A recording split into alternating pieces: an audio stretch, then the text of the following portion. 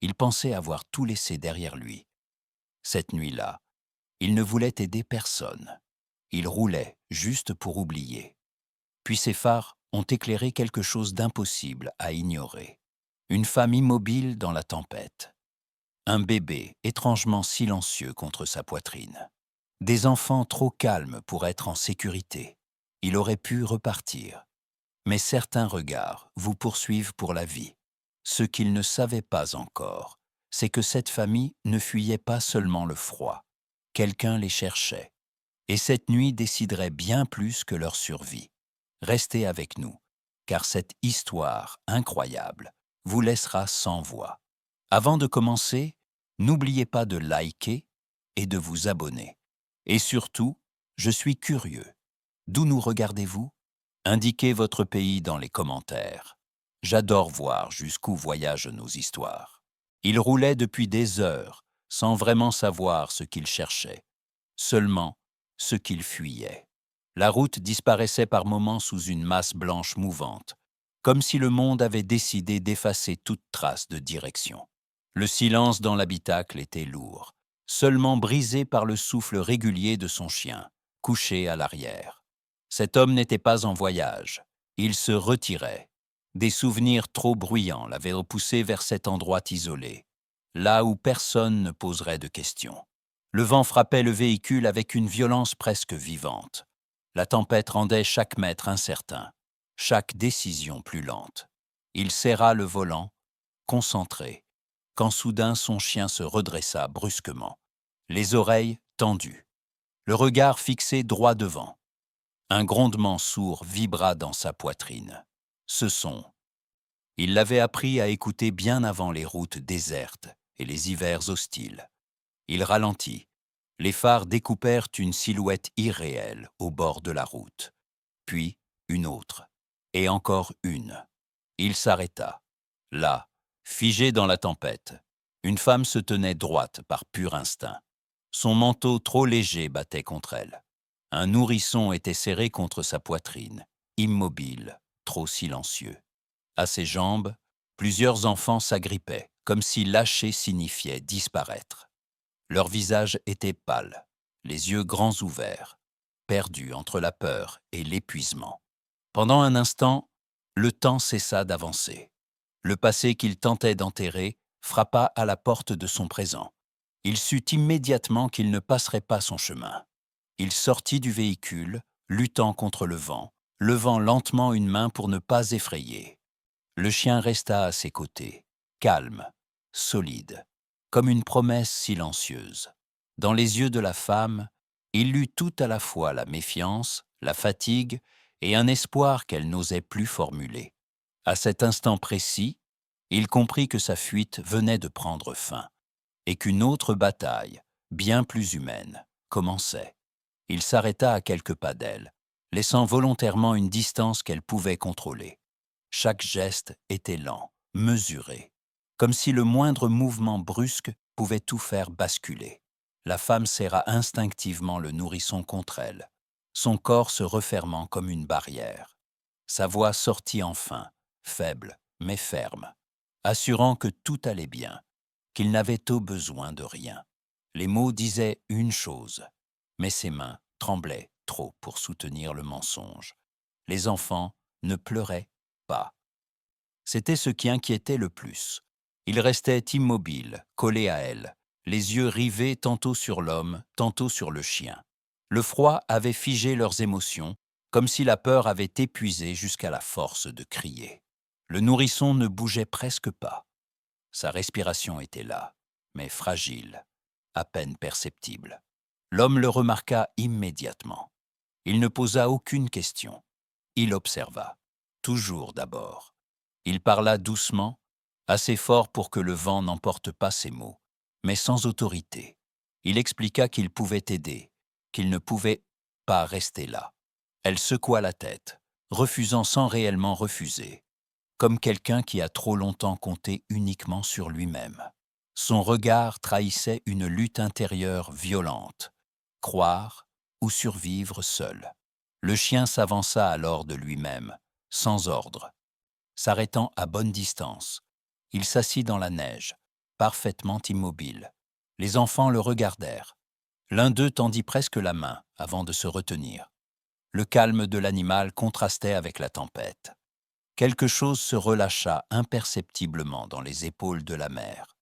Sa voix se brisa quand elle parla à nouveau. Elle avoua que la voiture était en panne depuis des heures, que la route semblait sans fin. Puis, après un silence trop lourd, elle ajouta qu'il ne faisait pas que chercher de l'aide. Il fuyait. À cet instant, l'homme comprit que le danger ne se limitait pas au froid qui les entourait, et que la confiance qu'elle s'apprêtait à lui offrir était peut-être la dernière chose qu'il lui restait.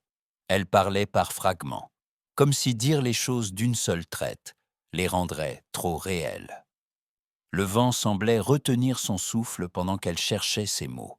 Elle expliqua que tout avait commencé 1 mois plus tôt. Une disparition brutale, un accident. Son mari n'était jamais rentré. Depuis ce jour, le temps ne s'écoulait plus normalement pour elle. Chaque matin était une épreuve. Chaque nuit, une attente sans repos. Mais la perte n'avait pas seulement laissé un vide. Elle avait ouvert une porte. Quelqu'un d'autre avait changé. Un proche, autrefois discret, presque effacé, s'était rapproché trop vite, trop souvent. Au début, c'était des visites sous prétexte d'aide, puis des questions déplacées, des regards lourds, ensuite des mots qu'elle n'aurait jamais imaginé entendre. La douleur du deuil s'était lentement transformée en peur. Elle décrivit cette sensation constante d'être observée. Les silences, au téléphone. Les passages répétés devant la maison. Chaque jour, elle sentait la menace se rapprocher, comme une ombre qui s'allonge à mesure que la lumière baisse.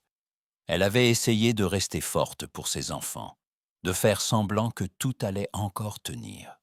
Mais certaines nuits, elle ne dormait plus, assise près de la porte, le cœur battant au moindre bruit. Un matin, elle avait compris qu'attendre était devenu plus dangereux que partir.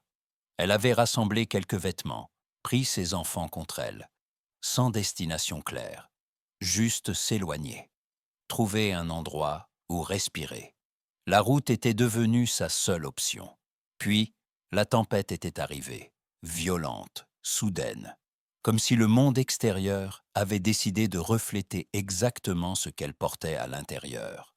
L'homme l'écoutait sans l'interrompre. Il reconnaissait ce genre de peur.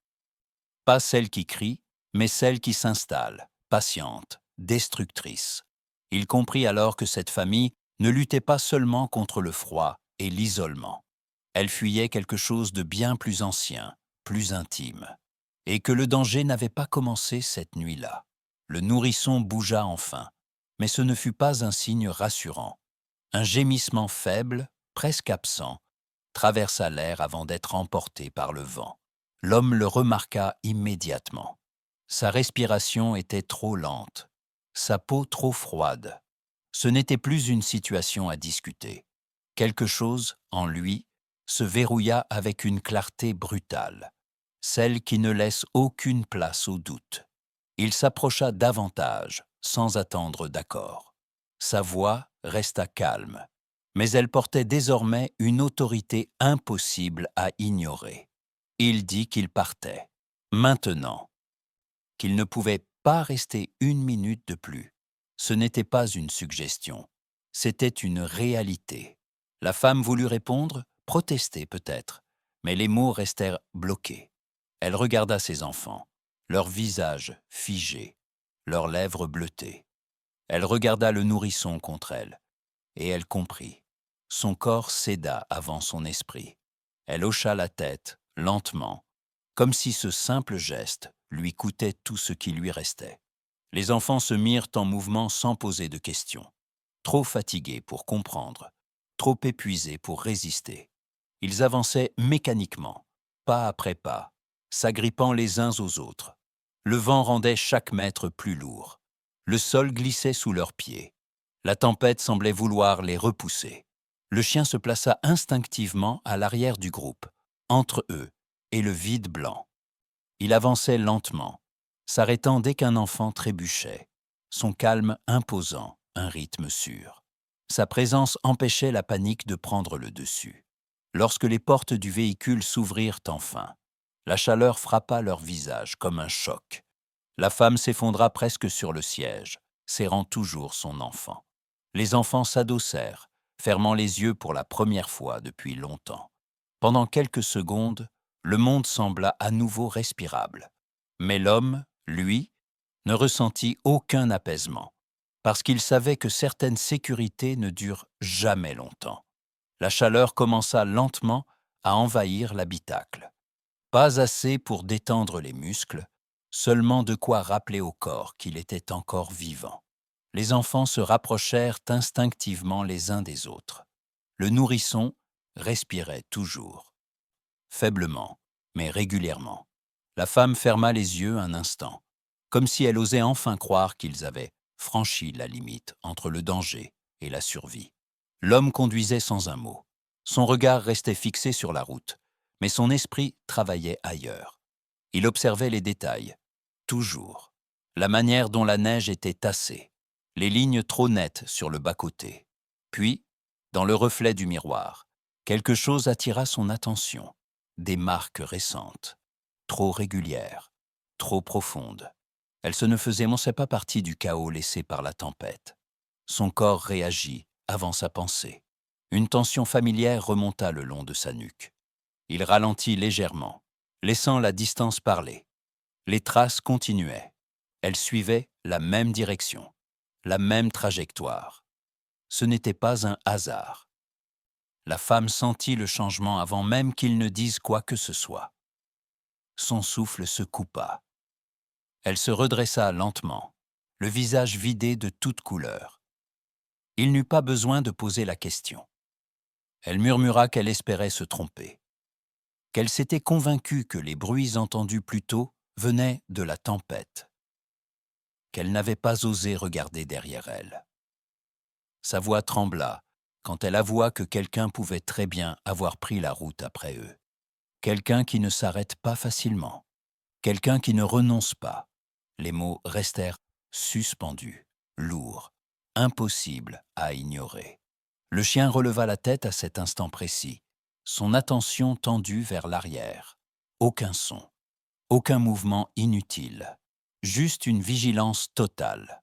L'homme inspira profondément. Ce qu'il faisait jusque-là relevait de l'aide. Désormais, c'était autre chose. Il n'était plus seulement question de sortir une famille du froid. Il s'agissait de rester entre eux et ce qui les poursuivait. Et il savait exactement ce que cela impliquait. Le refuge apparut enfin, presque irréel, comme une forme arrachée à la tempête. Une lumière faible perçait à travers les fenêtres épaisses. Lorsque la porte se referma derrière eux, le contraste fut brutal. La chaleur les enveloppa aussitôt, lourde, rassurante, presque trop intense après le froid mordant. Les enfants restèrent immobiles quelques secondes, comme s'ils craignaient que tout disparaisse s'ils bougeaient. Puis, leurs épaules s'affaissèrent. Ils respiraient, vraiment. La femme laissa échapper un soupir qu'elle retenait depuis bien trop longtemps. Elle s'assit, serrant le nourrisson contre elle, sentant enfin la vie circuler à nouveau dans ses doigts engourdis. Ses yeux parcoururent la pièce avec incrédulité, comme si elle venait d'entrer dans un lieu hors du temps. Un abri, une pause, peut-être même un début de sécurité. L'homme, lui, ne s'arrêta pas. Il verrouilla la porte, vérifia les fenêtres, écouta le silence entre deux rafales. Son corps ne connaissait pas le relâchement. Pas encore. Le chien se mit à inspecter l'espace, longeant les murs, flairant chaque recoin, méthodique, concentré. Les enfants l'observaient, trouvant dans ses allers-retours réguliers quelque chose d'étrangement apaisant. Pendant un instant, la tempête sembla lointaine, étouffée par les murs épais et le crépitement discret de la chaleur. La femme osa enfin espérer. Elle murmura qu'ici, peut-être, il pourrait tenir jusqu'au matin. Puis le chien s'arrêta net. Son corps se figea près de l'arrière du refuge. Un grondement presque inaudible vibra dans sa poitrine. Pas une alerte bruyante. Un avertissement contenu. L'homme releva immédiatement la tête. Il croisa le regard de la femme Et elle comprit avant même qu'il ne parle. Quelque chose, dehors, n'était pas resté derrière eux. La sécurité venait de se fissurer, lentement, silencieusement. Et la nuit, elle, était loin d'être terminée. La nuit s'épaissit autour du refuge, comme si le silence cherchait à entrer. Le vent continuait de frapper les murs, mais ce n'était plus lui que l'homme écoutait.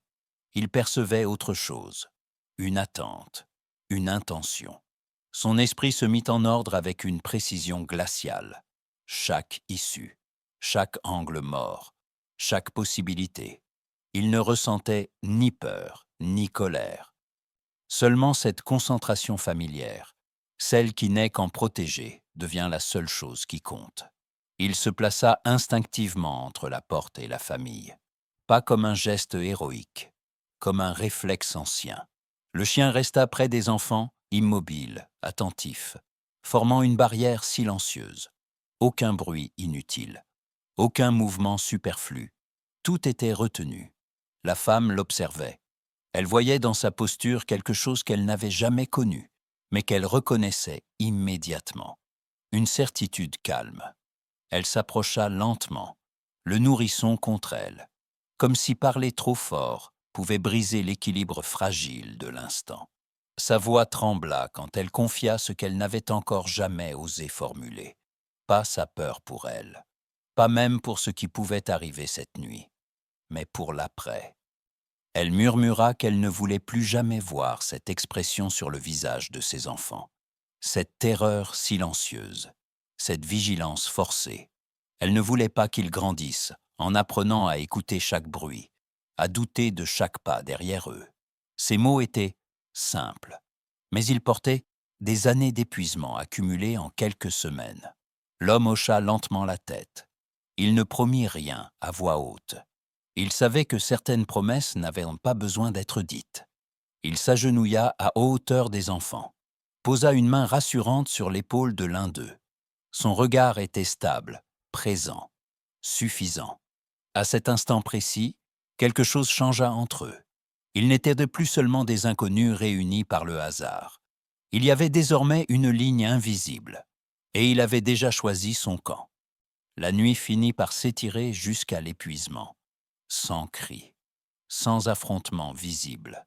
Juste cette attente lourde, suspendue, jusqu'à ce que la menace comprenne qu'elle ne franchirait pas cette frontière invisible. Peu à peu, le silence changea de nature. Il ne pesait plus, il reposait. Quand la lumière du matin commença à filtrer à travers les fenêtres, douce et pâle, tout semblait différent. Les enfants dormaient, enfin, étendus les uns contre les autres, leurs visages détendus comme s'ils avaient oublié, ne serait-ce que quelques heures, ce qu'était la peur. Le nourrisson respirait paisiblement, niché contre la poitrine de sa mère, réchauffé, vivant. Ce simple fait suffisait à remplir la pièce. La femme resta longtemps immobile, observant cette scène comme on contemple un miracle discret.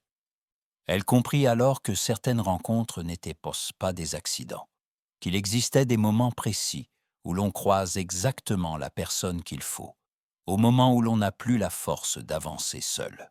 Elle murmura un remerciement, presque honteuse de ne pas trouver de mots plus grands. L'homme regardait le jour se lever. Il sentit quelque chose en lui se relâcher. En voulant disparaître, il avait fini par rester. En protégeant cette famille, il avait touché une part de lui qu'il croyait perdue. Peut-être que fuir n'était pas la seule manière de survivre. La tempête s'était éloignée. Mais ce qui restait était plus important encore. Si cette histoire vous a touché, prenez un instant pour aimer la vidéo, vous abonner et la partager. Parfois, une simple histoire peut voyager plus loin qu'on ne l'imagine.